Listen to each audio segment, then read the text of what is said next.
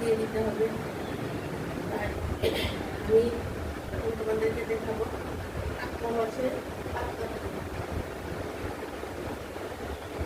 আর এখন ভীষণ গরম পড়েছে, আমার ডিশ খাওয়া চলবে না। মাছগুলি আমি ভেজে নিয়েছি, পাতলা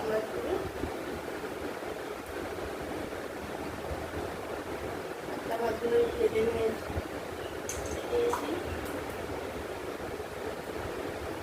আর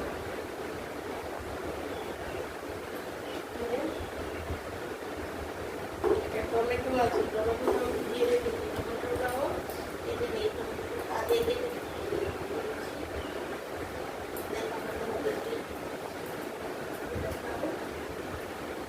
কাগজের উপর দিয়ে পাতলা ঝোল করছি।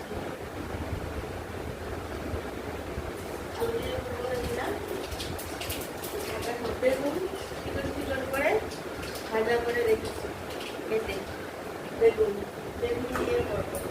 আর এখানে শুধু ছোট্ট একটা পেঁয়াজ আর আদা আর কাঁচা লঙ্কা, আর কিছু দিই। এই টমেটোটা আছে না, কালো দিনে পুরন দেওয়ার পর টমেটোটা তেলে ছেড়ে দিচ্ছি। দিয়ে দিচ্ছে যে লাল তেল খাবে সে লাল তেল, যে সাদা তেল খাবে সে সাদা তেল দিচ্ছি। বুঝতে পেরেছো? যে লাল তেল সে লাল তেল, যে তেলটা যার তেল পরিমাণ মতো দেবে, অল্প তেলে দিলে ভালো। এখন এত গরম পড়েছে, সেই জন্য পাতলা কালো তেল পুরোটা দিলাম, টমেটোটা দিলাম, আর একটা পেঁয়াজ আর কাঁচা লঙ্কা পেস্ট আর ইয়ে দিলাম, আদা দিলাম। আর আমি হলুদ দিয়ে দিচ্ছি,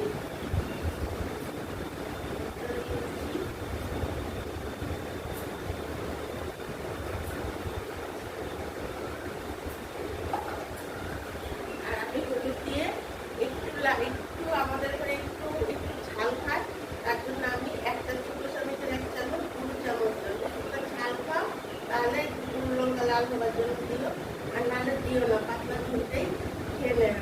আর অন্য কোনো মশলা দিই।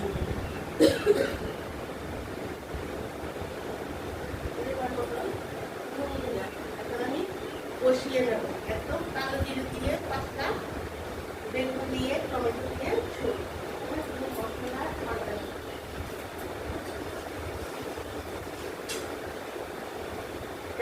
কাতলা মাছের কালো জিরে